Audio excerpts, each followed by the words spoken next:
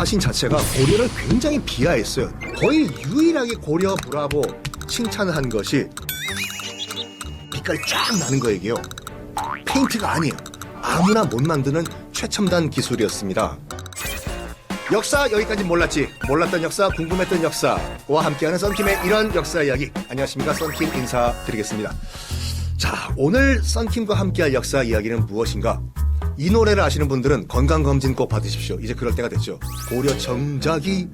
고려청자가 오늘의 주제입니다. 관련 영상 보시겠습니다.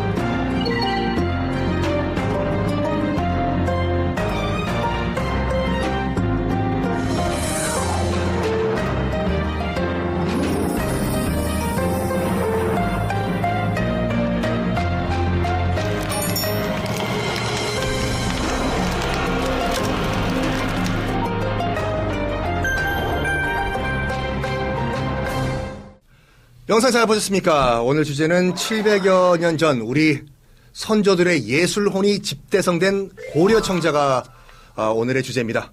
뚜두두둥뚱뚱뚜둥 두두두둥 두두두둥뚱뚱뚜둥 감정가는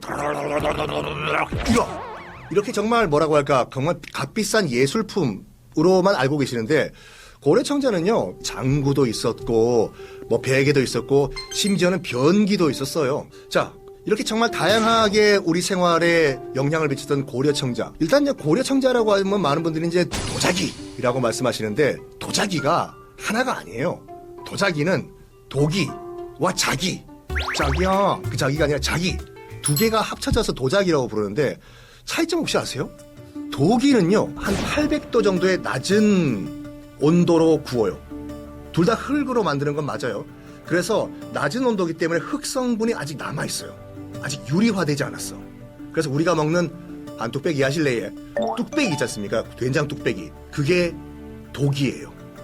그거 말고 굉장히 높은 온도로 이제 구워가지고 이 흙이 유리 결정체화가 돼가지고 정말 탁탁 소리로 할 수 있어요. 독이는 치면 툭툭 소리가 나고, 자기는 치면 땡땡땡이라는 유리 소리가 나거든요. 자기. 그걸 합쳐가지고 도자기라고 하는데, 고려청자는 당연히 이제 자기에 속하는 거죠. 고려 시대 때 뭐라고 할까, 요즘으로 치면 최첨단 기술, 뭐 반도체라고 할 수 있는데, 기술이요, 이게 뭐 많은 분들이 고려청자라고 하면은 뭐 그 푸른색 대충 이렇게 물감으로 그린 거 아니냐? 아니에요. 그렇게 하면 누구나 다 만들 수 있겠죠. 이것이 뭐냐면 그 색소를 써서 이게 구울 때 기포가 안에 생긴다고 해요. 기포가 생겼으면 프리즘 같이 빛이 들어와가지고 반사가 되는데 퍼져요. 그게 이제 비색, 우리가 말하는 고려청자의 빛깔이 쫙 나는 거예요. 페인트가 아니에요. 아무나 못 만드는 최첨단 기술이었습니다. 고려청자 같은 경우에는 아까 말씀드린 것 같이 이제 그 많은 샘플이 등장한 것이 1975년이었었죠. 전남 신안 앞바다에서 보물선이 인양이 돼요. 어부가 고기 잡다가 얼떨결에 그물을 올렸는데 거기에 고려청자기 몇 개가 올라온 거예요. 와우, 이 밑에 뭐가 있는구나. 들어가 보니까 난파를 당한 무역선이 하나 떡 선 것이죠. 지금도 여러분 전남 목포에 가면 그 전시가 돼 있습니다. 그거 배요. 그 안에 보니까 중국 영파, 닝뽀라고 하죠.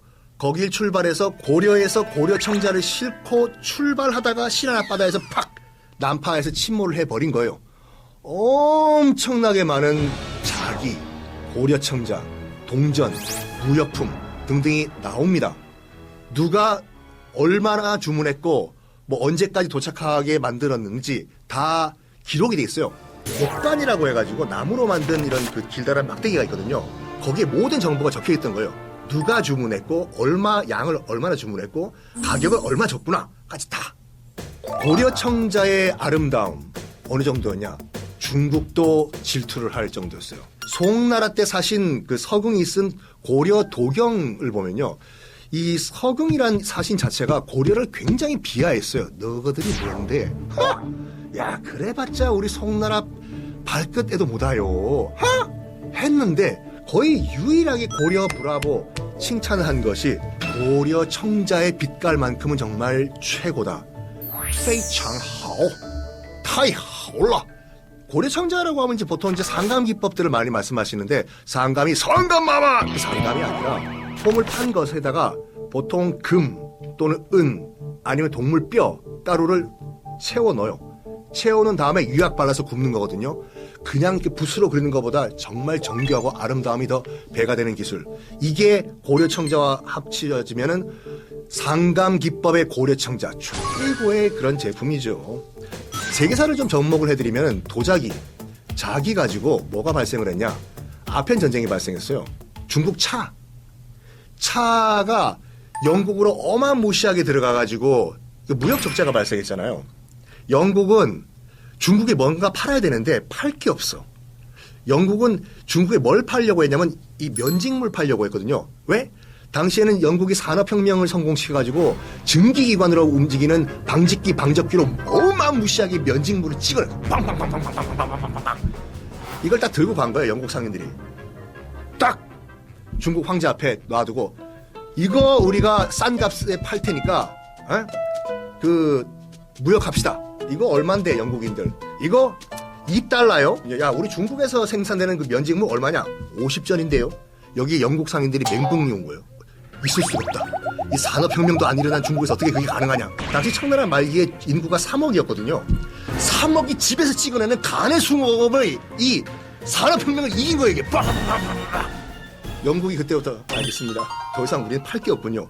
그러니까 무역 적자가 시작된 거예요. 이거. 영국은 팔 게 없는데 영국은 중국에서부터 복건성에서 생산되는 우리가 말하는 그 홍차를 어마무시하게 수입을 한 거잖아요. 당시 국제통화가 은이었거든요. 영국이 대영제국 해가 지지 않은 나라를 통해 가지고 벌어들인 이 은이 싹 다 중국으로 들어가요. 이게요.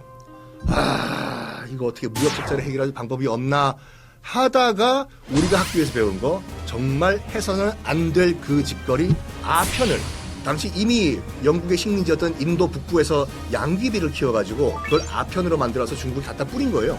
당시 이제 중국 황제가 도광제라는 황제였는데 황제부터 싹 다 아편 중독. 중국인 싹 다 무역 적자가 해소가 됐어요. 당연히 중국 정부에서는 갖다 버리라고 아편 갖다 버려요. 너희들이 뭔데 우리가 파는 아편을 갖다 버리냐 해서 시작한 것이 이제 아편 전쟁으로 알고 계시는데 결정적으로 전쟁이 시작된 계기는 도자기였어요. 도자기. 왜? 당시 이제 그 영국에서 그 중국의 차만 수입해 간 것이 아니라 중국 도자기도 수입해 갔어요. 세트로. 있어 보이잖아요. 우아하게 중국 도자기 세트, 자기 세트로 차를 마시면은 영국 귀부인들이 굉장히 비싼 고가품이었거든요. 자기가. 그래가지고 영국인들이 이거 우리가 좀 개발할 수 없을까? 그리고 또 중국에서 영국까지 배 타고 오는 길에 흔들리면 깨지잖아요. 안 깨지면서 우리 영국인들이 만들 수 있는 자기가 뭐 없을까 하다가 영국에서 개발한 게 뭐냐면 뼈가루를 갈아 넣어서 자기를 만들면 탱! 안 깨지고 튼튼한 자기가 만들어진다. 라고 해서 만든 게 본 차이나예요. 본, 뼈, 차이나. 차이나는 앞에 C를 대문자로 쓰면은 중국이지만 C를 소문자로 쓰면 자기예요. 그래서 뼈를 넣은 자기, 본 차이나가 생산이 됐는데 왜 아편 전쟁이 도자기 때문에 시작이 됐냐? 영국은 당시 이미 내각 책임제이기 때문에 수상이 전쟁하자 이러면 돼요. 하지만 명분이 필요하잖아요.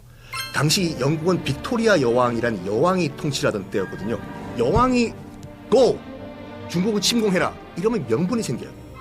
여왕이 하라고 했는데 근데 영국 여왕은 그 당시 이제 빅토리아 여왕이 아편 전쟁 터질 그 무렵 이제 결혼을 하려고 했거든요.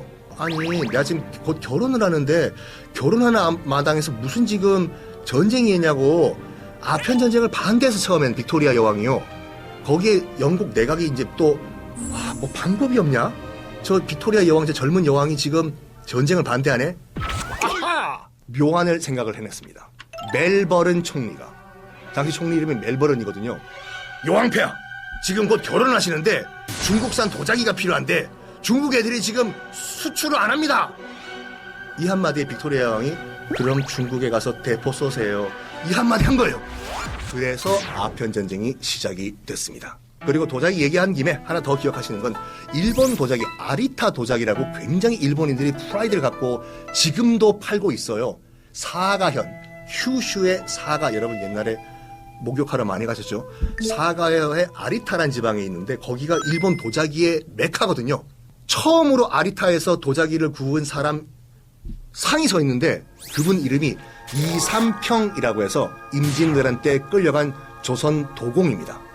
이삼평 선생이 임진왜란 끌려가가지고 지금의 아리타에 정착을 해서 일본 도자기의 시작을 알립니다. 자, 오늘은 고려청자 얘기를 해서 이제 도기와 자기, 도자기 얘기를 해봤는데, 자, 여러분들 뭐 도자기도 한번 우리 집에 있는 것이 플라스틱인가, 독인가, 자기인가 이런 거 여러분 있어 보이잖아요. 다 식당 가가지고 뚝배기 먹을 때 된장찌개 이게 말이야 퀴즈 낼게. 독일까, 자기일까, 자기야. 이거 자기 아니야? 오늘부터 자기야. 자, 썬킴의 이런 역사의 이야기 다음 시간 또 인사드리겠습니다.